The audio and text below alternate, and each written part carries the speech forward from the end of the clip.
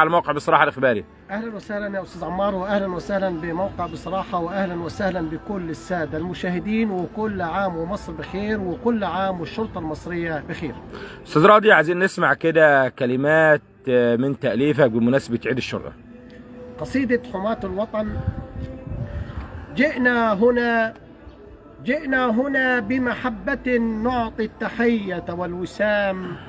لرجال أمن تفتدي وطنا بروح لا كلام، درع البلاد وحصنها ترعى الحياة من اللئام، هذا ينظم سيرنا لمرورنا منع الزحام،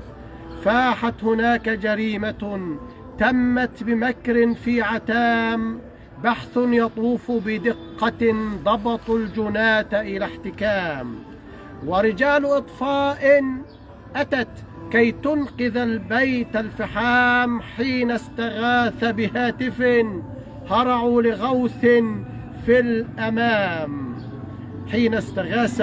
بهاتف هرعوا لغوث في الأمام، والثأر إن وقعت هنا نشروا التصالح والوئام، كم من شهيد قد قضى نحبا وما قبل انهزام، فعيونهم سهرانة ترعى وتحرس في الظلام، والليل يأتي باردا وبدفئنا غطا ننام، أسد تناوب بعضها تقضي المواجب والمهام، طوبى لمن أهدى لنا